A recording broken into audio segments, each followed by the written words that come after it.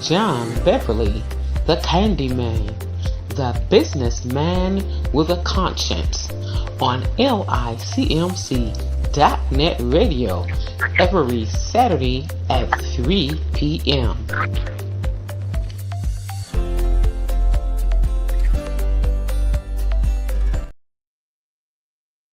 Hello, everyone. This is John Beverly, the businessman with a conscience here at the Arcumelon Village, where each one reach one, each one teach one brick, one building, one block at a time.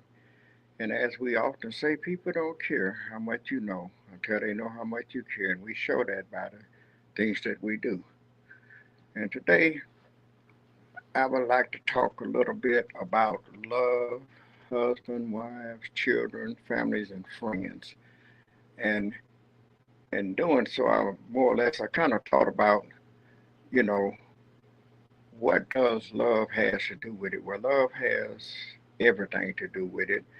And I thought about the Bible verse, John 3 and 16, for God so loved the world that he gave his only begotten Son, that whosoever believeth in him shall not perish, but have everlasting life.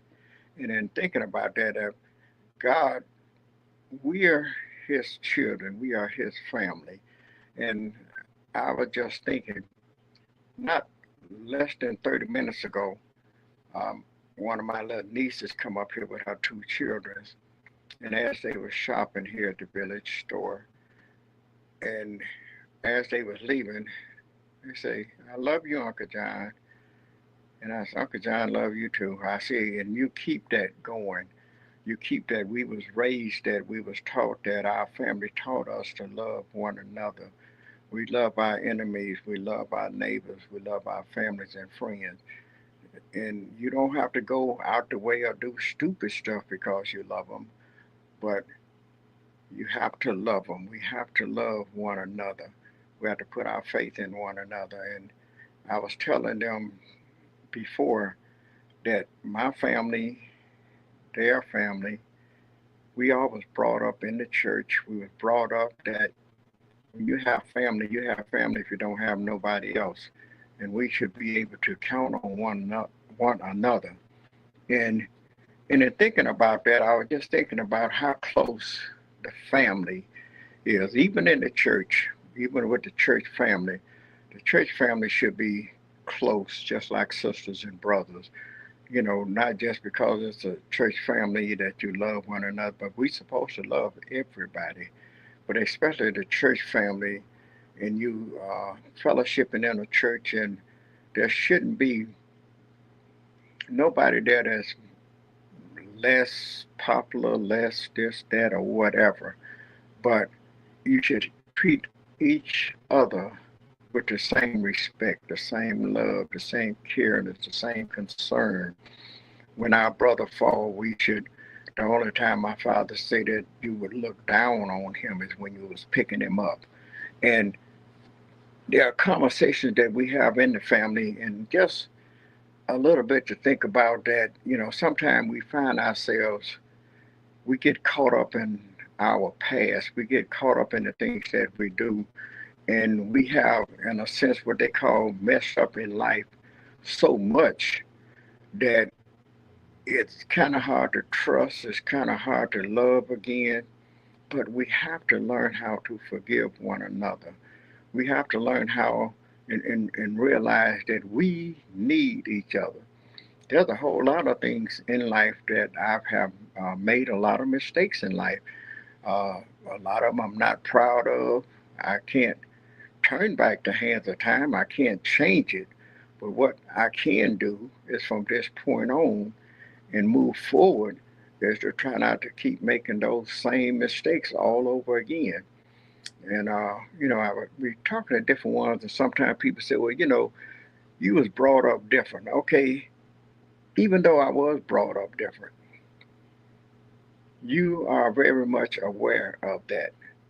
I was brought up with the love, but even if you wasn't brought up that way, we try to teach one another that when you learn better, you do better.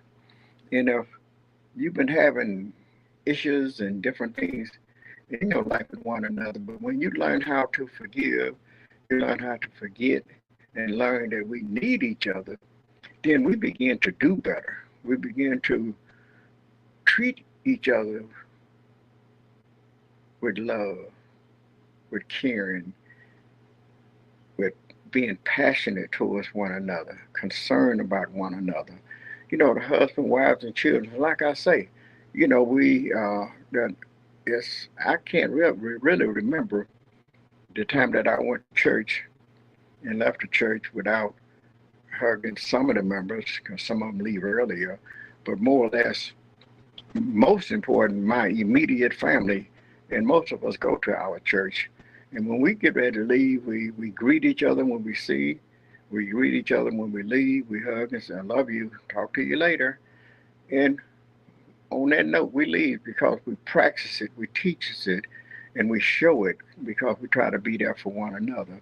When one is sick, we try to pray for the family. When one needs something, we try to meet the need for that family.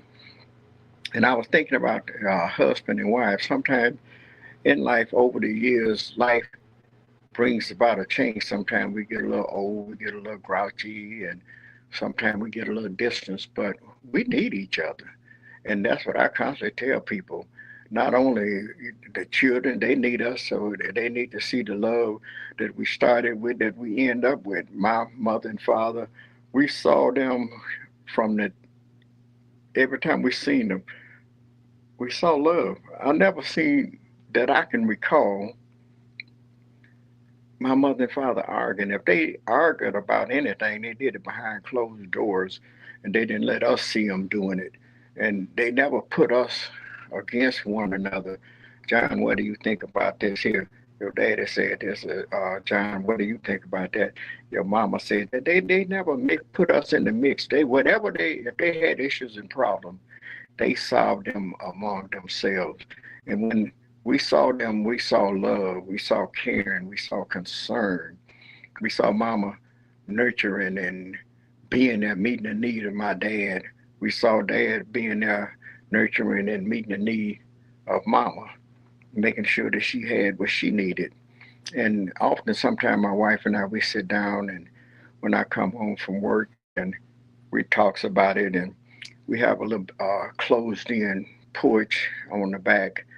And sometimes when I come in, I don't feel like it all the time, but every now and then, even if I don't feel like it, I take the time out and share a few moments with her. And she fix a pot of coffee, and we go out there and sit out on the back porch on that little deck, and just enjoy the fruits of our labor. Look out at our little lawn and the flowers and the birds and the bees flying around. And if it's over in the evening, the little crickets making their little noise and doing whatever they do, and reminiscing and talking about different things and the family, what's going on in the family, what my day was like and what her day might have been like, and just enjoy in each other's company, because we need that. We need the companionship. We need the fellowship.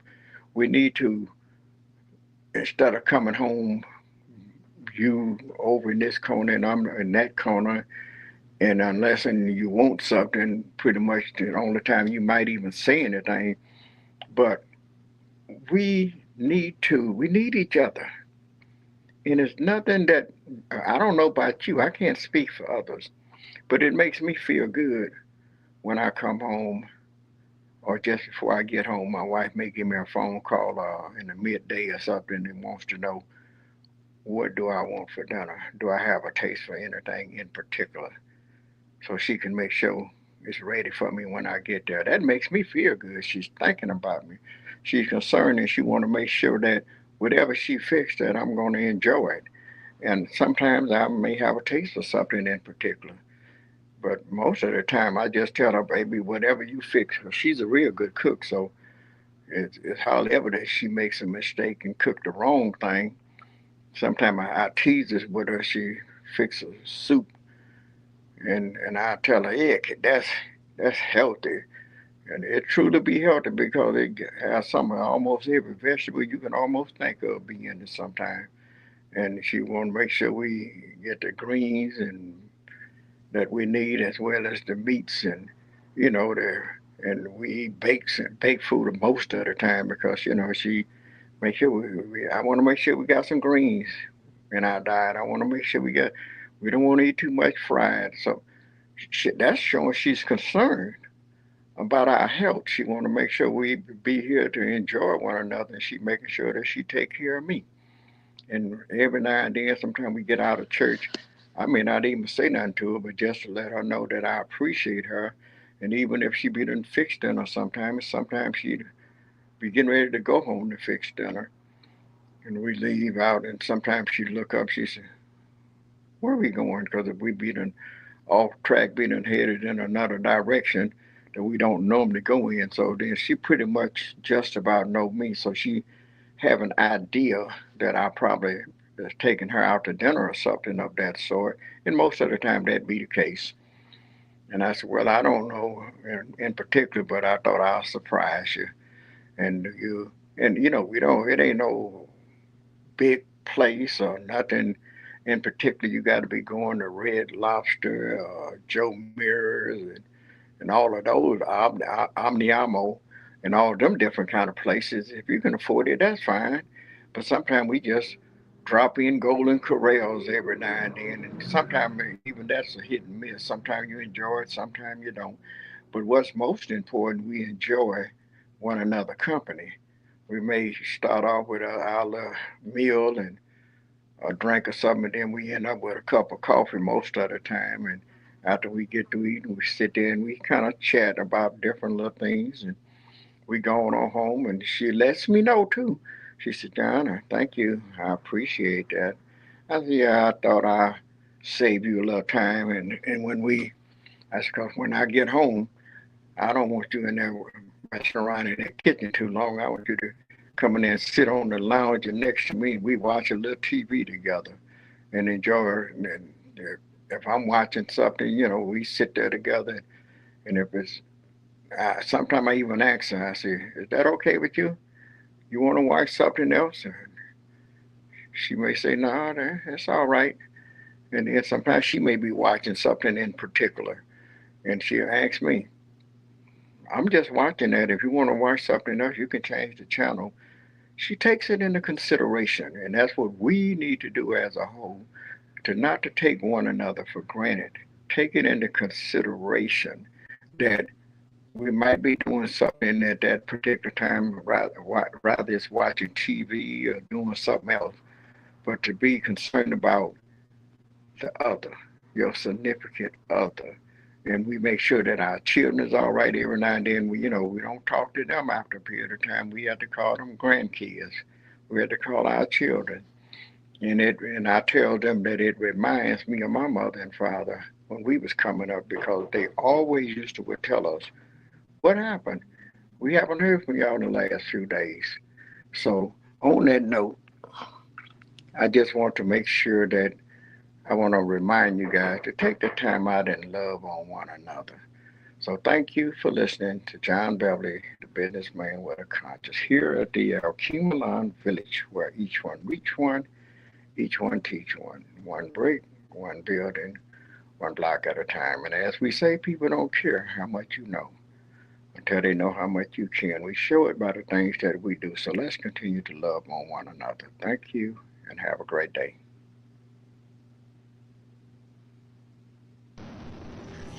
John Beverly, the Candyman, the businessman with a conscience, on LICMC.net